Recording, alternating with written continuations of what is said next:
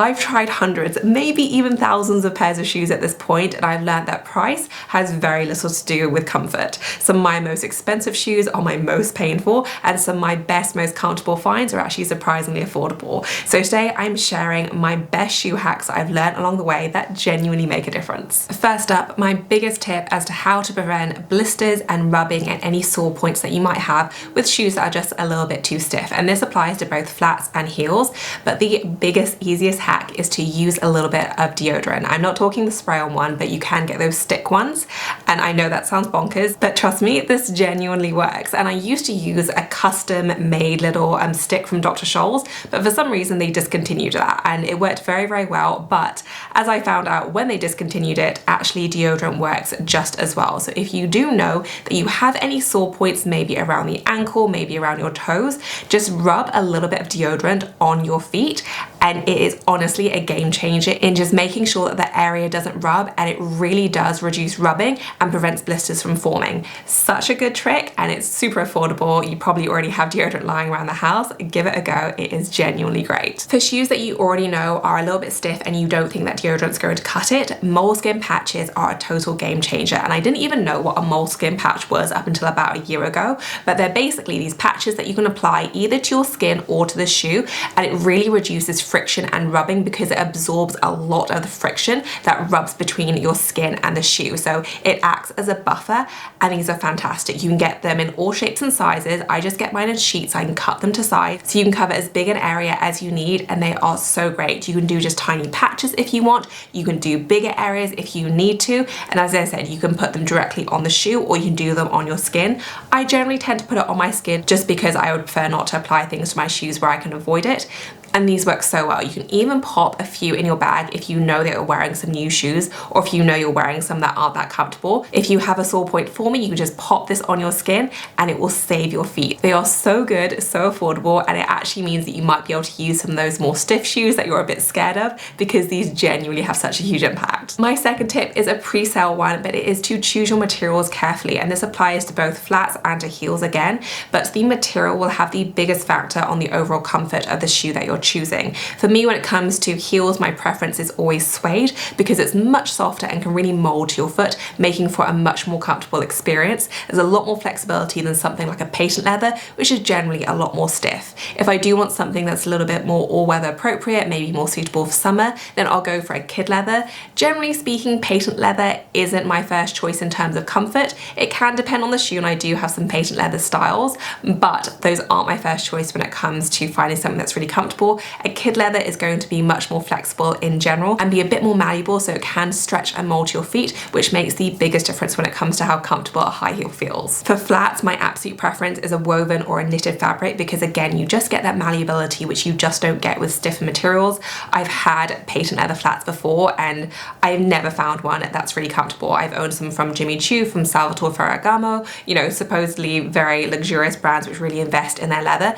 They are simply too stiff and I do not find them comfortable, whereas a nice knitted fabric or a woven fabric can make the world of difference. It really bends to your foot, and as long as you invest in a shoe that has a solid base and sole, they're going to be very comfortable and fully supportive. And of course, the biggest hack of all is to actually start off with comfortable shoes. So in terms of what you're looking for when it comes to purchasing new shoes, as I mentioned, getting a fabric or material that actually bends with your feet and has that flexibility is so unbelievably crucial, especially for making sure that you're walking in comfort versus flinching with every footstep. My absolute favorite shoe brand for this are Vivaia. They do the most comfortable flats I have ever experienced in my life. I've been wearing them now for I think more than 5 years. They have seen me through everyday life. I've worn them throughout both pregnancies, even with feet swelling. I've worn them post-pregnancy, and they're still what I wear today when I'm chasing after a toddler and have a baby in my arms. Like, they are so comfortable. I've literally worn them walking all day in London, which if you live in or have visited London, you will know is no mean feat. You have to walk a ton, and they do me absolutely fine. Like, they're so great, and the best thing is they're very cute, along with being supremely comfortable and also sustainable too. So they kind of tick every single box. All of their knit materials are made from recycled plastic bottles, which is incredible. You would never guess either because the knit fabric is so soft and feels so amazing, but I love that. They literally come in so many different combinations and styles, and I just love them. So running through some of my favorites. Mary Jane, absolutely love these. These have the pearl detail all over and they are absolutely beautiful. They have that really lovely thin strap, which is crucial for being a flattering Mary Jane, and a beautiful almond toe. So gorgeous. This is the classic one. I have several pairs of the Aria flat because they are just so chic and so comfortable. They come in so many different combos. I love this more Chanel inspired combination with the black cap toe and the beige. I also have these in a plain beige too, and they are probably my most worn flat ever. I've worn those as my backup shoe to weddings. I've worn them all day in London. Like, they are so good, go with everything, and are just so incredibly comfortable. And their newest release is the Margot 3.0, which I'm a little bit obsessed with. It is this gorgeous classic flat, but it's made a little bit more modern with a squared off toe. This is the one that Katie Holmes has been spotted wearing. She looks so great with it, and I completely understand the hype. It is just so well thought out and designed. So it has a slightly wider toe box, so it's great even if you have wide feet. You have plenty of room for your toes to wiggle about and move, but it's still a really flattering shape, mainly because you have that V cut right there. So it really elongates the legs. It's super flattering, and the knit fabric actually gives your feet room to breathe as well. There is so much flexibility. I love the fact that this isn't clunky while still being super comfortable, and I'm just completely in love with it. It comes in a whole bunch of different colors and combinations, so something to suit everyone, and it's just the most fantastic shoe. But the real hack is what's inside, because they've basically hidden a running shoe inside an elegant flat. So this is what they call a pour-on insole, and the cushioning is next level. If you're not familiar with the term pour-on, it's basically an industry term for a high performance cushioning foam, which is what makes up the insole. It is fantastic for absorbing impact, which is why you often find it in things like running shoes, but they've actually found a way to insert it into a flat here, which makes you have basically a running shoe type experience, but with all the look of an elegant flat. It is so unbelievably clever, and you can actually see the different amounts of padding and foam here. And it's honestly just the most extraordinary padding I've ever felt in a flat. It is so good, gives it very good high arch support as well, which is fantastic for me because I have really high arches, and it's just the most genius creation. And a hallmark of their shoes is just how flexible they are. Like, you can literally bend them and like nothing will happen to them. Like, they are designed to be incredibly flexible and actually move with your foot, which is what kind of gives them that sneak-like feel, but you are still getting a really lovely flat that just looks good with every kind of outfit. And I love them. Like, every single part of this shoe is designed for comfort whilst also being absolutely adorable as well. And if you're someone like me who struggles with their shoes sometimes slipping off, particularly because I have one foot that is just a tiny bit smaller than my other foot, heel guards are a great way to protect against that, but they aren't always practical and they are a little bit unsightly and can ruin your shoes. Vivaia actually include one already, so this is actually part of the shoe. It's made of a super soft foam which actually locks your heel in place, so you have that no slip effect, which makes for a much more comfortable walking experience. And I don't think you quite realize how much the stability of your shoe matters until you then compare it with something where your foot is really stable. But if your foot is tensed all day long, it can really have a horrible impact on how comfortable your feet feel throughout the day. Whereas if you have a fully stable shoe that you know isn't going to slip off, it affects how you walk, and it honestly makes for a much more comfortable experience.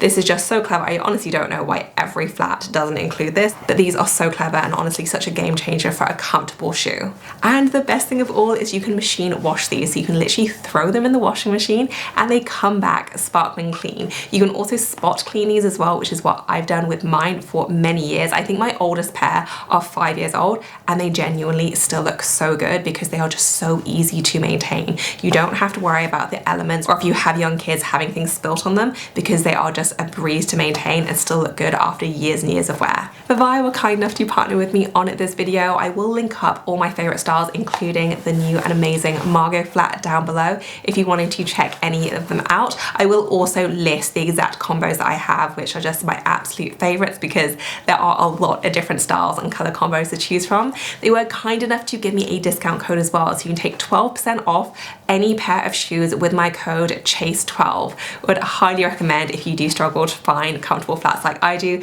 These are by far the most comfortable I've ever tried, and I honestly wouldn't be without mine. My next tip is to consider your environment, which may sound obvious, but it can have a huge impact in just how comfortable your shoes feel. So my biggest example here is if you know that you're going to an outdoor wedding or anything outdoorsy, do not pick a stiletto. A stiletto obviously sinks into the ground, but more than that, if you're on unstable surfaces, you're going to have a lot more tension in your foot trying to balance, whereas if you pick something like a block heel, it is a game changer in terms of just how stable and comfortable your foot will feel. And block heels are great because they distribute the weight more evenly throughout your foot and really stop your heel from sinking into the grass, again creating that really unstable dynamic. So for me, if I know I'm going outside and I don't want to wear a flat, then a block heel is always the way to go. And I'd say even a very high block heel is going to be so much more comfortable than a low kitten heel, just because you have that distribution of weight. My next tip is to focus on stability, and I've referenced it a few times in this video, but focusing on stability is the easiest way of ensuring you have a really comfortable shoe, and that applies whether you're wearing a flat or otherwise a super high pair of heels. If you have a shoe with great secure straps or otherwise a very structured upper, it really helps to increase stability and reduce pressure points, which will lead to a much more comfortable experience. On the other hand, if you have barely there straps or really flimsy straps, that's what creates the discomfort in your foot and the instability. It might mean that your foot wobbles a little bit and struggles to stay actually within the shoe bed, and that can have a huge impact because of how tense your foot feels, and over time it can absolutely cause havoc and lead to a really uncomfortable experience. For flats, Mary Janes are one of the most comfortable shoe choices you can make, which is great because they are super on trend at the moment. You do get the nice stability of the flat anyway, but you get that increased comfort level because of that extra added strap. And of course, heel guards are another way of making sure that your foot is really stable. You can buy heel guards to actually apply in your shoe, as I mentioned, if you do have a little bit of slippage. Vivaia ones do come with that already built in, but heel guards are fantastic if you do have a tiny bit of slipping with your shoe. They can pretty much eliminate any slippage, thereby really increasing comfort. Tip number 6 is to look at the soles and focus on improving the gripability. And I know this isn't the most sexy and exciting topic,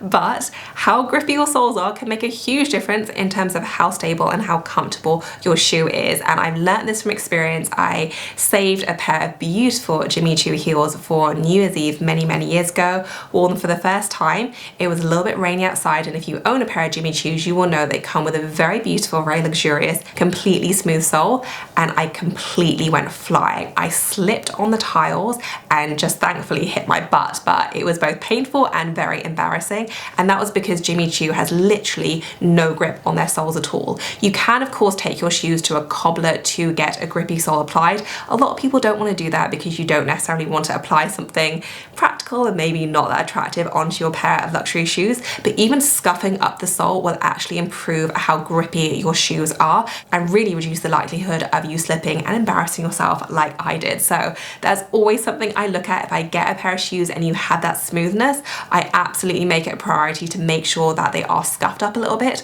or otherwise consider taking them to a cobbler to make sure you have a bit more grippiness and friction on the sole, just to prevent any embarrassing slips like I had. A little hack, if you want to do this at home and you don't want to go about scratching your soles on stones or anything like that, use a bit of sandpaper. It actually works really well. Most people probably have a little bit of sandpaper hanging around at home. I know Dan does, so I just steal his. Run it up against your soles. It's done in a controlled way, so you're not creating any horrible damage to your shoes, and it makes the biggest difference in terms of making sure you reduce that slipping factor with your heels. Next up is learning to walk properly in heels. And when I first started wearing heels, I didn't even know there was a proper way to walk in heels, but actually the way you walk in heels can make a huge difference in how comfortable those heels are. Lots of people walk flat-footed, whereas actually what you want to do is you want to walk heel to toe. That distributes the weight more evenly and makes for a much more comfortable walking experience, even in very high heels. And if you already have a pair of shoes at home where their flats or heels are simply too tight everywhere, they're not just tight in one little spot, but tight all over the place, the best way to actually stretch these out is to pop them in the freezer. I know this sounds crazy, but hear me out. Fill them with a Ziploc bag full of water, pop them inside, freeze them, and as the water expands, it actually stretches out the shoe really gently and they will fit perfectly afterwards. And I know everyone says like wear socks and then, you know, blow dry them when wearing, and honestly you could do that, but if they're uncomfortable, I don't want to be hanging around, you're trying to blow dry my feet. I have things to do. This is the lowest lift way of doing it. Pop them in the freezer overnight. The next morning you have shoes that are perfectly stretched out, not deformed in any way, and it's just the best little trick. My next tip is to focus in on heel height, and it may not seem like a huge difference between an 85mm heel and a 100mm heel, but it is literally day and night. I can happily last for hours and hours and hours in an 85mm heel, whereas the jump to 100mm for me is massive and I can last maybe an hour in them. So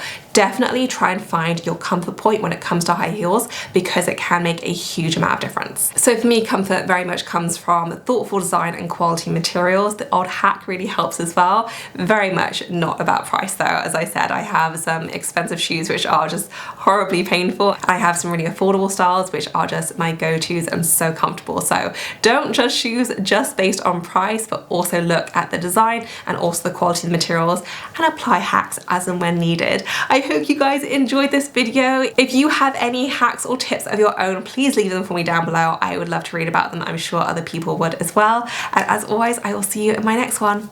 Bye guys.